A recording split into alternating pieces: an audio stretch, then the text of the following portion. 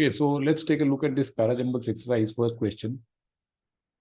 Then two astronomers. So इससे start नहीं कर सकते. Then आ गया, मतलब इसके पहले कुछ होना जरूरी है. His idea, whose idea? There's nothing in this second statement to indicate कि ये his किसके लिए लगाया गया, तो ये इससे start नहीं हो सकता. A simple model was proposed in 1514. Yes, we can begin with this. Nearly a century passed before this idea, so can't start with this. So we begin with 3. Now, Polish priest Nicholas Copernicus, his idea. Okay, so this his connects straight away with Nicholas Copernicus. So that sun was stationary at the center and Earth and planets moved in circular orbits around the sun. Nearly a century passed before this idea. So this idea, okay, very well connects with his idea here. So therefore, we go to 4. And then two astronomers started publicly supporting this. So 3, 2, 4, 1. इसमें ये doubt हो सकता था कि 3, 2 के बाद में हम क्या 1 पे जाएंगे या 4 पे जाएंगे. तो आप देखिए कि ये जो हिज आइडिया है, it connects with this idea.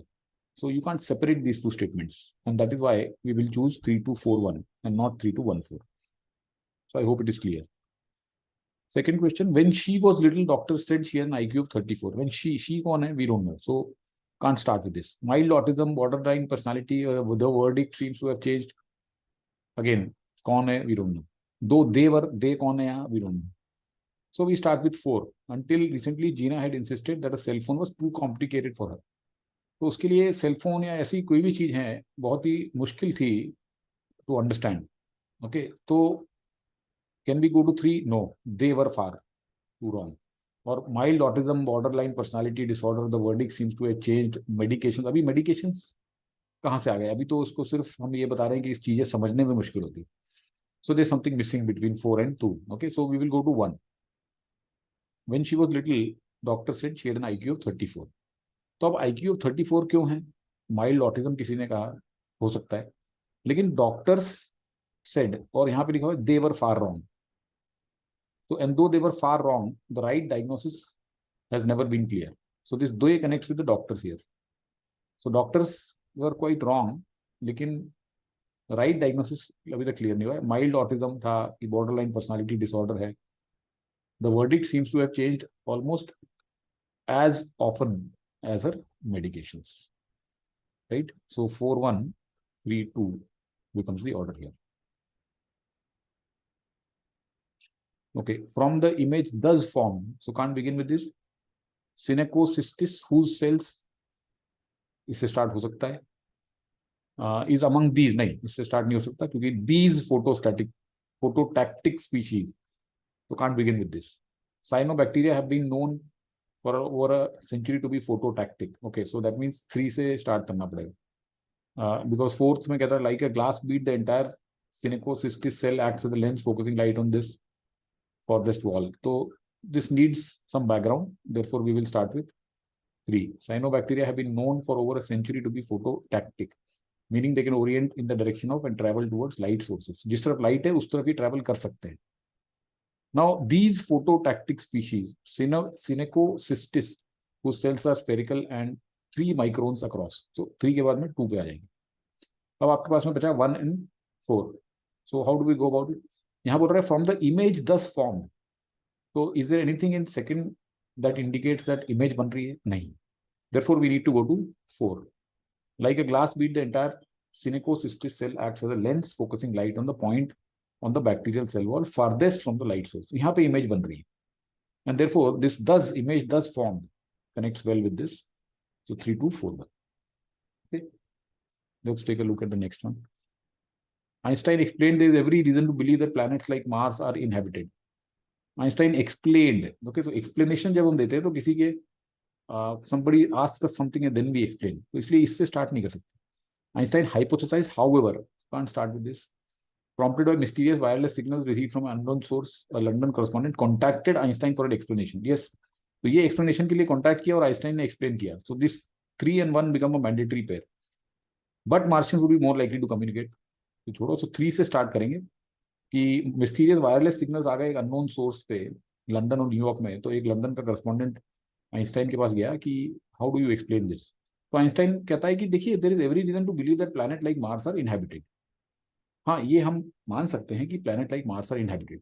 अब देखिए यहाँ पे there is point here where you have to either go to 2 और यू कैन गो टू 4. तो अब आप देखो कि सेकंड में क्या कह रहा है. Einstein hypothesized however that signals were due to either atmospheric disturbances और secret experimentation of other systems of wireless telegraphy. मतलब इसने ऑलरेडी यहाँ पे ये बता दिया है कि ये सिग्नल्स मार्स वालों के नहीं थे. ठीक है, already in the second statement he says that these signals were due to ABC, okay, not due to Mars.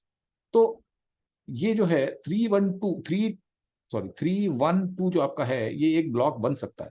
It can become a block. But problem क्या हो रही है कि अब फोर्थ फिर कहाँ पे आएगा. अगर आपने 312 लगा दिया तो can you put 4 in the end. No we can't, क्योंकि but Martians would be more likely to communicate via light rays than through the wireless he added. तो यहाँ पे इसमें 4 एंड में नहीं आ सकता, क्योंकि आपने ऑलरेडी बता दिया है. ये जो सेंटेंस है दिस प्रिज्यूम्स दैट ये मार्शियन से नहीं आया था. ओके, तो इसलिए ये जो इसमें बट है, this but is not justified here. तो इसलिए हमें 3-1 के बाद में 4 पे जाना पड़ेगा और फिर 2 पे आएंगे. ये Einstein explain there is every reason to believe that planets like Mars are inhabited but Martians would be Mars और मार्शियंस कनेक्टेड है. कि अगर मार्शियंस कम्युनिकेट करते भी तो वो किसी लाइट रेस के करते रादर देन थ्रू वायरलेस. और फिर एंड में उसने एक्सप्लेन किया कि हाउएवर ये जो सिग्नल्स थे ये या तो एटमॉस्फेरिक डिस्टर्बेंस के कारण थे या कोई एक्सपेरिमेंटेशन हो रहा है वहां से उसके. तो यहाँ पे कंफ्यूजन होना एक लॉजिकल है. Most of you, in fact quite a few of you have mark 3-1-2-4. But if you read it carefully then you will realise देखो 3 और 1 तो वेरी क्लियरली कनेक्टेड है.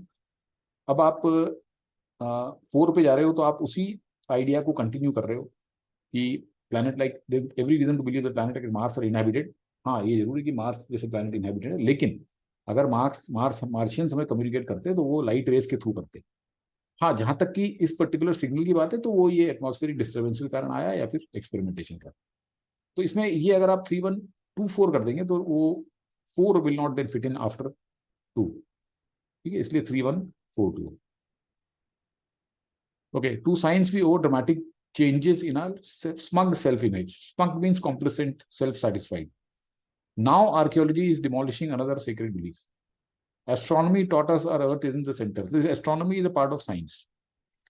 In particular, recent discoveries suggest that adoption of agriculture was a catastrophe from which we have never recovered. So this looks like uh, a contrast to second, or rather not contrast but continuation to second. Because first में हमें और third में हमें science की बातें हो रही है कि साइंस ने हमारी सेल्फ इमेज, मतलब हम अपने आप को बहुत इंपॉर्टेंट समझते थे. See, earlier when people thought that Earth was the center of the universe, okay, the sun and the other planets they revolved around the Earth. So we had a very smug self image of ourselves. We used to think कि हम बहुत ज्यादा important लोग हैं. Okay, दुनिया हम universe हमसे शुरू हो गया, हमसे खत्म होता है. लेकिन साइंस ने उस चीज को चेंज कर दिया. उस पर्टिकुलर स्मग सेल्फ इमेज में ड्रास्टिक चेंजेस लेके आ गया. कैसे? एस्ट्रोनॉमी टॉट अस कि हमारी earth is in the centre of universe and from biology we learn that we were treated specially created by God. लेकिन हम इवॉल्व हुए बिलियंस ऑफ स्पीशीज. तो ये सेकंड एक्सप्लेन कर रहा है कि साइंस ने कैसे हमारी जो एक जो एक कॉम्प्लेसेंट टाइप की सेल्फ इमेज थी कि हम अपने आप को सबसे सुपीरियर समझते थे, वो चेंज कर दिया. Now archaeology is demolishing another secret belief. Archaeology जो है वो अब एक दूसरा बिलीफ डिमोलिश कर रही है कि human history over the past million years has been a long tale of progress. कि 1 मिलियन ईयर से ह्यूमन हिस्ट्री में प्रोग्रेस हुई है. तो वो कैसे बोल रहा है? What is how does he explain this? He explain it by saying that recently discoveries ये बताती हैं जो एडॉप्शन ऑफ एग्रीकल्चर था, जिसको हम सबसे डिसाइसिव स्टेप मानते हैं टुवर्ड्स अ बेटर लाइफ, वो था कैटास्ट्रोफी. ओके, सो एग्रीकल्चर हमने अराउंड 10,000 ईयर्स से we started doing agriculture. Before that, we were hunter gatherers. We used to be nomads. We used to be moving around. We didn't have property. We didn't have civilization. We didn't have towns. ये आप जब sapiens जैसी book पढ़ेंगे तो you will appreciate and realize more, and it will help you to answer this. Okay, so 1-3-2-4 is the correct answer.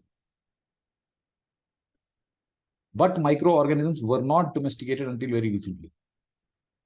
You can't start. By the year 2020, if the pressure for food continues, biologists will be growing microorganisms for animal feed and eventually. ठीक है, ये हो सकता है. इसको रख सकते हैं ओपनिंग के लिए. But let's look for some other sentence. Our ancestors domesticated various plants and animal species in the pre historic past. ये आगे के लिए बात करना है. बाय द ईयर 2020 मतलब ये पैसेज 2020 के पहले लिखा गया होगा. तो वो कह रहा है कि प्री हिस्टोरिक पास्ट से लेके, ठीक है, अभी तक हमारे एंसेस्टर्स ने बहुत सारे प्लांट और एनिमल को डोमेस्टिकेट कर दिया है. तो ये पास्ट है.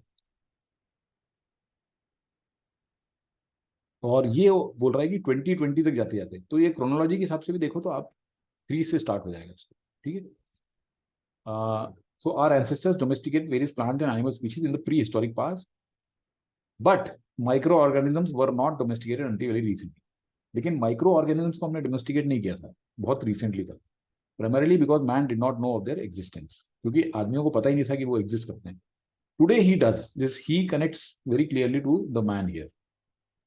So today he does, and they are already used in large scale production of vitamins, enzymes, antibiotics, citric acid and other useful compounds. तो ये हमने माइक्रो ऑर्गेनिजम्स को डोमेस्टिकेट करके ये सब चीजें प्रोड्यूस करना शुरू कर दी। और फिर उसके बाद में तो ये क्रोनोलॉजी में देखिए कि प्री हिस्टोरिक पास्ट में डोमेस्टिकेटेड एनिमल्स कर लिए हमने, लेकिन माइक्रो ऑर्गेनिजम्स को बहुत अभी रिसेंटली किया, और आज हम माइक्रो ऑर्गेनिजम्स को डोमेस्टिकेट करके उनसे लार्ज स्केल प्रोडक्शन करते हैं वाइटामिन की, एंजाइम्स की। और आगे जाते हुए बाय द ईयर 2020 अगर प्रेशर फॉर फूड कंटिन्यूज तो बायोलॉजिस्ट जो है उसको माइक्रो ऑर्गेनिजम्स को एनिमल फीड और इवेंचुअली ह्यूमन फूड के लिए से यूज करेंगे, तो ये एंड में आएगा।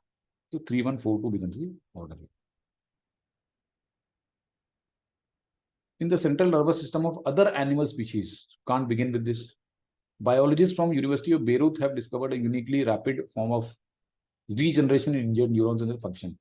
We can start with this. They studied, so obviously this they studied, who will study? The biologists, right? So this 2 and 3 become a mandatory pair. However, their ability to regenerate. Now this there refers to what? This is not the professors. Okay, this is not the biologist. This is the Mauthner cells, क्योंकि अगर आप देखेंगे तो 2, 3, 4 हमें लगाना पड़ेगा और उसके बाद में हम 1 पे जाएंगे।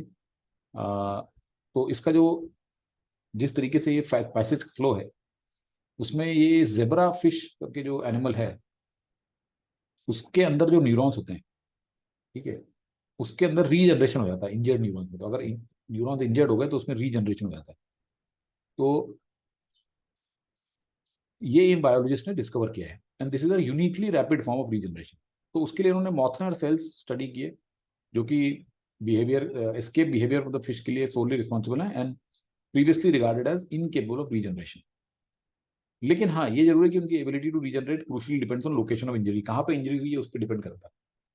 तो ये तीनों जो बातें हैं, ओके, ये बेसिकली ये zebra fish, the fish, okay, और देयर एबिलिटी टू रीजनरेट, तो all these three are connected to the neurons of zebrafish. And now he talks about other animal species.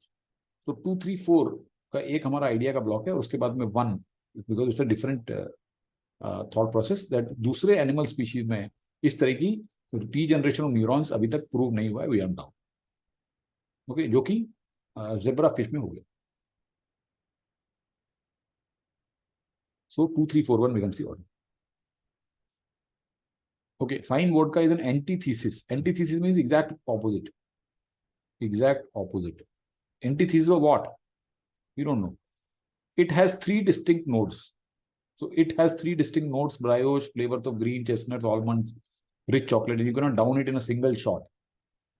You must savor it slowly at a room temperature, appreciating the complexities as the notes appear. So 2 or 3 बहुत clearly एक mandatory pair है, और most vodka made in the past was a rough spirit. तो पहले जो vodka बनती थी वो रफ थी काफी, और जिसको हम as a shot after shot tequila जैसे शॉट लेते हैं फ्रीजिंग टेम्परेचर पे, तो मतलब उसके अंदर कुछ टेस्ट नहीं था, उसके अंदर कोई फ्लेवर नहीं था, कोई नोट्स नहीं थे, तो इसलिए उसको धड़ल्ले से एक के बाद एक we used to down it, that's what he said. लेकिन फाइन वोडका जो है इसका एग्जैक्ट रिवर्स है, तो 4 और 1। Okay, so most vodka was made in the past as rough spirit, but fine vodka is antithesis, मतलब एग्जैक्ट ऑपोजिट है। उसके अंदर 3 डिस्ट्रिक्ट नोट्स हैं, राइट, ब्रायोश और ये तीनों, और उसको आप एक सिंगल शॉट में नहीं पी सकते, आप उसको स्लोली स्लोली इसको एंजॉय करिए, कि सेवर इट स्लोली मीन्स उसको बहुत ही आप उसका स्वाद लेते हुए उसको धीरे धीरे you can consume it. Okay, savour means taking full taste out of it, taking full or eating or drinking something with relish, not gulping it down in a one shot. Okay, तो इस तरीके से आप उसको लीजिए and you appreciate the complexity the notes appear at various stages of drinking. तो एक बार ब्रायोस का नोट आएगा, फिर एक बार ग्रीन चेस्टनट आलमंड्स का आएगा, फिर रिच चॉकलेट, तो ये एंड में है। In Brescia protected bird species are routinely killed in arcane brutal traps. More than 5 million birds, the highest number in any European nation, are believed to be illegally hunted in Italy. Based on this, researcher Brescia. तो यहाँ पे 3 sentence Brescia के बारे में बात कर रहे हैं, एक इटली के बारे में बात कर रहे हैं। तो Italy is a more generic and a broader theme, तो इसलिए हम सेकंड से स्टार्ट करेंगे कि more than 5 billion birds, highest number in of any EU nation, are believe to be hunted every year in Italy. अब इसमें बाकी के जो 3 सेंटेंसेस है, इसमें देखिए कि ब्रेसिया उसने बताया कि इज द वर्स्ट अफेक्टेड है, पार्ट ऑफ लोम्बार्डी रीजन। बाकी यहाँ पे ब्रेसिया है, खाली यहाँ पे ब्रेसिया है। तो ब्रेसिया के बारे में थोड़ी सी ज्यादा जानकारी दी गई है, लोम्बार्डी रीजन में है इटली के, that is in fourth, therefore straight away we go to fourth, and it says it's the worst affected area. That mean ये जो 5 मिलियन बर्ड्स हैं, इसमें मैक्सिमम कहाँ पे होते हैं, वो होते हैं ब्रेसिया में। Okay, and it's a part of Lombardy region. Now we got 2 option, we can go to 1 और we can go to 3, but we will go to 3 here because यहाँ पे हम बोल रहे हैं कि it is the worst affected area. तो why is it the worst affected, what are the numbers here, वो पहले बताना जरूरी है। ठीक है, बाद में आप बता सकते हो कि किस तरीके से उनको किल किया जाता है।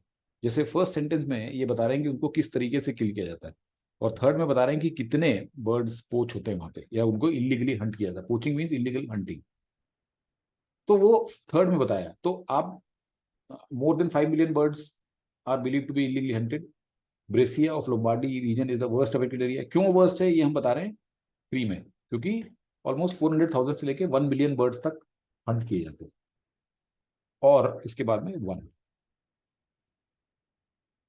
तो यहाँ पे डाउट सिर्फ इतना हो सकता था कि 2 4 के बाद में 1 3 होगा कि 3 1। तो 3 सिर्फ और सिर्फ इसलिए होगा क्योंकि ब्रेसिया किस तरीके से वर्स्ट अफेक्टेड है, वहाँ के क्या नंबर्स हैं वो बताना पहले जरूरी है, और उसके बाद में आप ये बताइए कि उसको किस तरीके से मारते हैं।